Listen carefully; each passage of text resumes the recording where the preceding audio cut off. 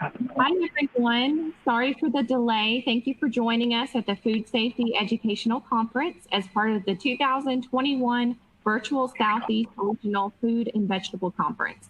I'm Sarah Dyer, the Dade County Extension Coordinator with UGA Extension. I will be your moderator for this session. Can everybody hear me okay? At this time, I would like to thank Highland Ag Solutions for sponsoring the 2021 Food Safety Educational Conference. At this time, let's watch a short video from Highland Ag Solutions.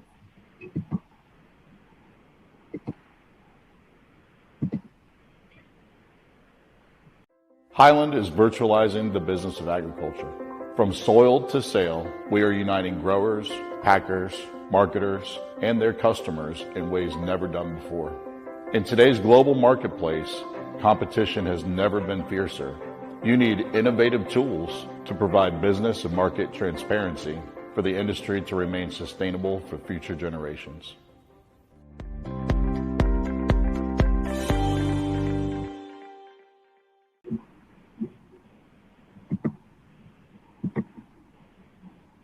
Pesticide, CEU, and CCA credits are available for most of presentations offered during the Live SE Regional Conference. Check the Pesticide CEU guide for a list of approved presentations and participating states. The Pesticide CEU guide is located in the Event Resources tab under the Media Player. The guide is also available at the Resources Center located on the main menu of the conference platform. Please note, pesticide credits will only be available for 1, registered attendees, and 2, only during the live conference. Credits will not be available for on-demand viewing later. There is a simple three-step process to receive pesticide CEU and CCA credits. First, go to the audience chat box located on the left side of your screen and type your first name, last name, and the states for which you are requesting credits. Again, go to the chat box, which is located on the left side of your screen, type your first name, last name, and the states for which you are requesting credits. You will need to do this for every presentation that you want to request the EU credits for. The second step is to be sure to sign every presentation. To do this, go to the audience chat box and type your first name, last name, and again, the states for which you are requesting credits. You will be reminded to sign out at the end of every presentation. The third step is to complete the pesticide CEU registration. This part you only have to do once throughout the training, throughout the conference. It is not required at every presentation. To access the Pesticide CEU registration web link, open the Pesticide CEU guide on the Event Resources tab under the Media Player. The Pesticide CEU registration web link is located on the front cover of that guide. This presentation is pre-recorded to reduce technical difficulties. We will be answering your questions live at the end of the presentation. You can submit a question at any point during this presentation by typing your questions in the questions box and pressing send. Don't forget to thank our 2021 conference sponsors and exhibitors by visiting the virtual trade show and featured products pavilion. And lastly, don't forget to join us each morning for coffee chats and each evening for networking. Check the conference agenda for additional details. At this time, I would like to introduce our speaker, Trevor Gilbert. Trevor is the Consumer Safety Officer in the Division of Produce Safety and in the Center for Food Safety and Applied Nutrition with the FDA.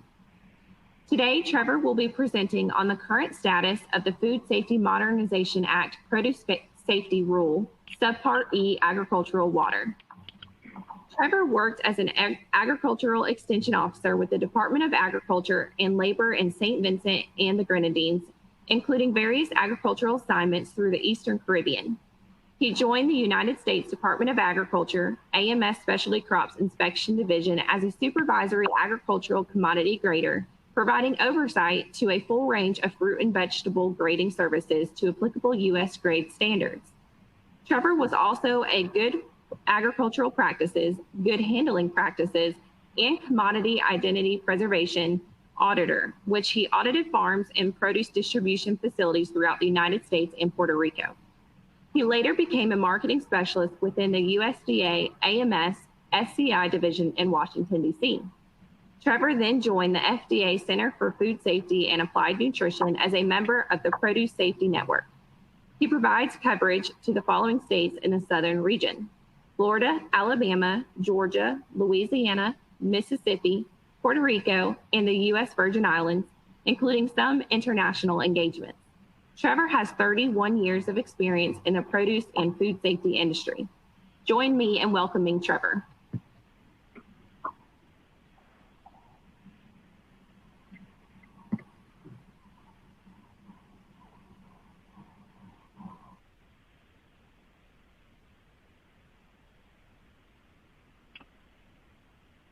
Thank you, Sarah, for that introduction. And once again, good afternoon, everyone. I do apologize for the video technical difficulties, and also want to take this opportunity to wish everyone a happy new year. Special thanks to the Georgia Fruit and Vegetable Growers Association for once again, engaging with the FDA to extend this opportunity to present to you through this Southeast Regional Food Safety Educational Conference. So what I will be doing is for the next few minutes to just give a brief overview of the Subpart E requirement, which is the agricultural water rule as it is right now. So we will look briefly at the current status, give you some information on compliance dates, and also just reference some of the outreach activities around water requirements as they have occurred over the period of time. So just as a reminder, the produce safety rule, or as referred to the standards for produce safety, covers a variety of conditions and practices that may contribute to microbial contamination of produce. So for today's discussion, we just will be mentioning on agricultural water, but as you see in the slide here, these are the list of the common contributing factors that can lead to microbial contamination, which include biological soil amendments of animal origin, worker health and hygiene, equipment, tools, buildings and sanitation, domesticated and wild animals, growing, harvesting, packing and holding activities, and specific as relating to sprouts requirements.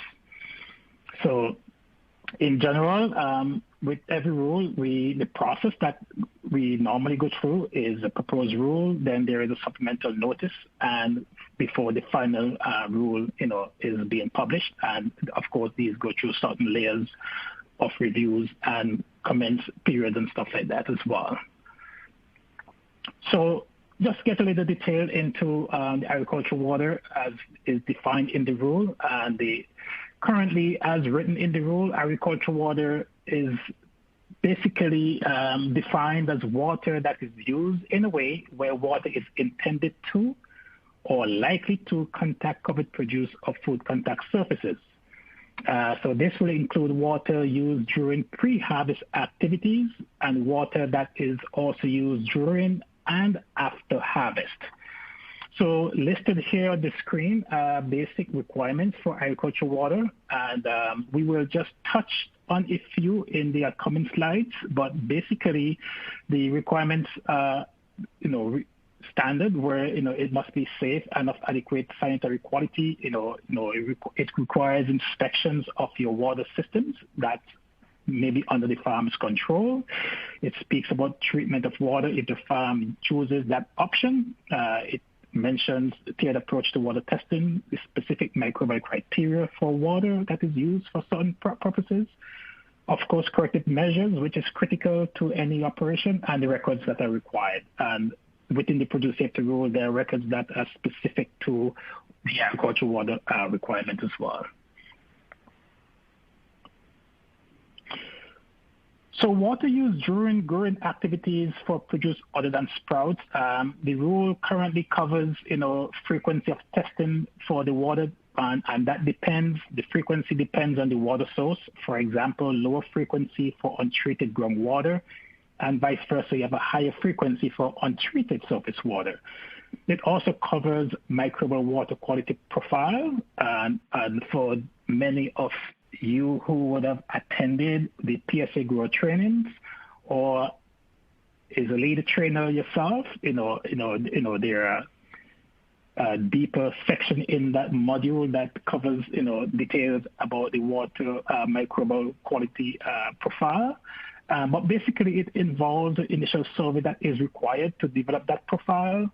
Also have requirements relating to the annual survey that is needed to update that microbial water quality profile, and also mentions circumstances where that quality profile may need to be recharacterized, under certain conditions, and examples are also highlighted in the rule and also in the produce safety rule guidance as well.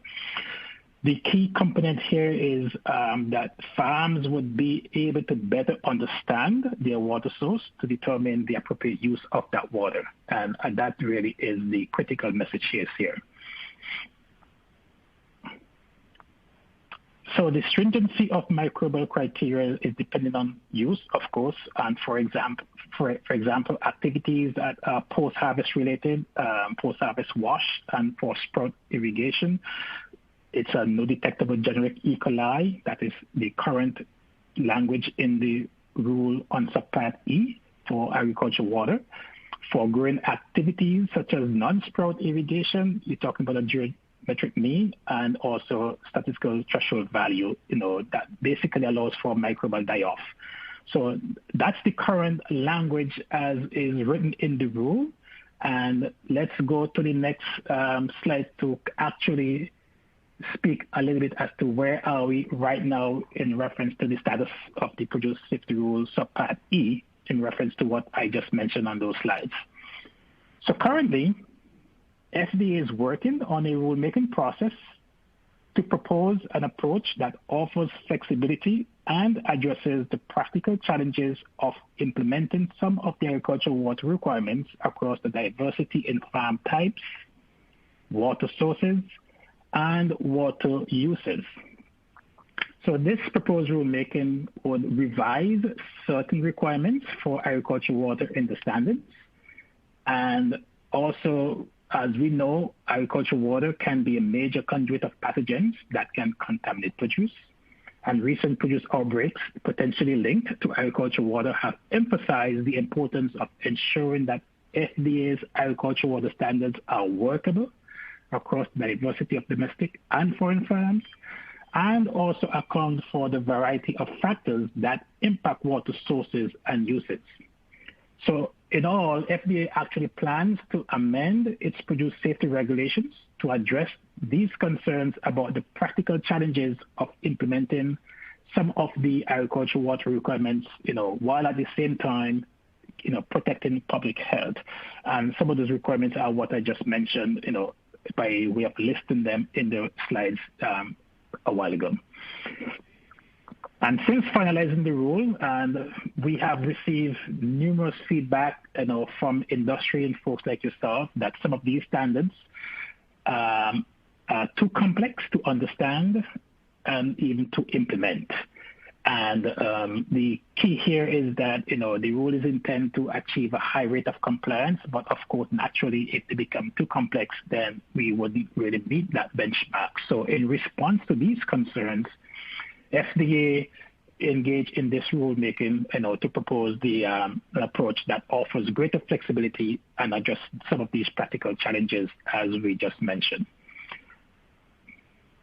A key point to note here is throughout this process, the FDA intend to continue working with stakeholders like yourself to find a way to best strike a balance between protecting public health and implementing rules that are workable across diverse, industry. And the way we do that is by, the comments that we received from the rulemaking process. Also, we look at scenarios and questions that we receive through the Technical Assistance Network, which is the TAN. And FDA is also continually being open, to comments through engagement with our stakeholders through communications in person, on-farm visits, as we engage, with boots on the ground. And also, we just want to make sure that, we engage in meaningful ways, to have open dialogue about potential solutions while keeping food safety, public health in mind. So as we address concerns, we are also very much interested in hearing some of the proposed solutions that will ameliorate these conditions. So the compliance dates, we look at some of the compliance dates that were outlined in the final produce safety rules, and this was established in 2018. And since then, with the final compliance extension, all requirements are pushed up to 4 years past the original compliance dates. And so in the meantime, we do not expect growers of covered produce other than sprouts to implement Subpart E until the new compliance dates, as you see listed here on the screen. So in the meantime, what we expect is we encourage farms to continue using good agricultural practices to maintain and protect the quality of the water sources. Farms that are currently testing the water may choose to continue doing so, and farms that are not testing the water, we encourage them to begin doing so. Keep in mind that even though the Subpart E is being revised, there is still the obligation that produce must be produced safely, and they can be held to the other requirements of the produce safety rule as well. And here quickly is just a timeline of some of the stakeholder engagements FDA has been engaged with, to address some of these concerns that we discussed, and dating back from 2017. So we have met extensively with industry to have a lot of meetings, open dialogue to, really address concerns and issues and hear from stakeholders as well. We've done so through outreach activities like summits, meetings, farm visits, meeting with technical experts as well, so we just look for all these opportunities to work with our industry folks to, to hear and address, what really would address these situations. We have, again, just a list of some of the summits and meetings that I'm sure many of you would have been participating in as well from, the various workshops throughout the country. And one key thing I want to mention is farm visits. This is what I do within the Produce Safety Network. We do a lot of farm visits, and it gives us the opportunity to really have our technical experts meet with the industry to better understand some of the unique practices and challenges relating to the agricultural water. It could be commodity specific, it can be region specific, and it could be even relating to the water source as well. So it helps us to engage and to listen to the industry as well. So we do value all these opportunities to engage with the industry when we can.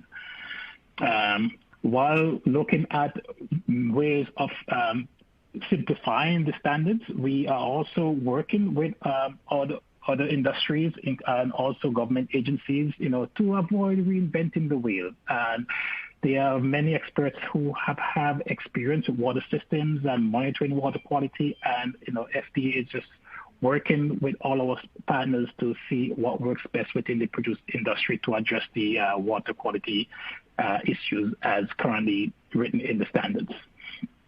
Here is a list of resources. This is not just for water. It links to the entire produce safety rule. I would advise that, or recommend that you utilize this resource to get as many information as you need. And my contact information is here. You can reach me directly by way of email or call as you wish. For the links to the website, it has a connection to the technical assistance network and also to the Produce Safety Network. And on this right here, it's a wider map of all of the Produce Safety Network members throughout the country. So based on your region, you can actually have direct contact with any of our staff that can be a resource to you. And we have just added onboarded more staff as well, so that increase our database to be of service to you.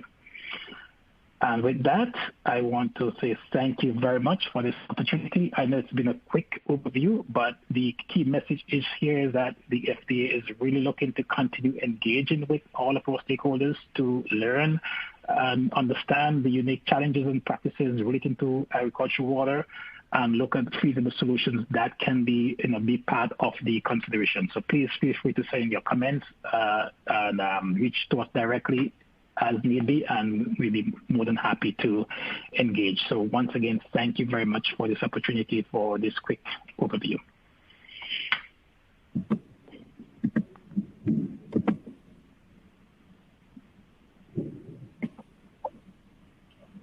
Well, thank you, Trevor. At this time, we will see if there's any questions from the audience. While you guys type your questions into the box, I will remind you that if you are wanting to request pesticide credits, if they are available, be sure to sign out by putting the information in the chat box.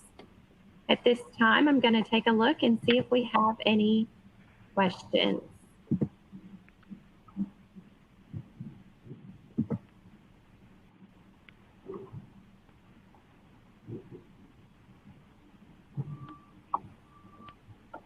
We'll give it just a couple more seconds to see if anybody's typing in any questions. But again, we are very thankful to have Trevor share his expertise with us. I know some of you might need to hurry on to the next presentation. Thank you for bearing with us during the technical difficulties. And thank you, Trevor, for giving us that brief overview.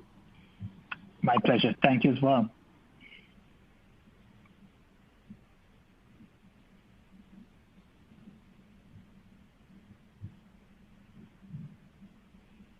Okay, I don't see any questions coming in. So to all the attendees, thank you for your participation. Thanks for attending this presentation. Sign out if you need pesticide credits. All educational presentations and the virtual trade show will be available for you to access until April 30th, 2021. So if you missed a presentation, you can come back. If you just want to rewatch one, that will be available too. Again, let's go ahead and thank Trevor for this presentation, and we will conclude.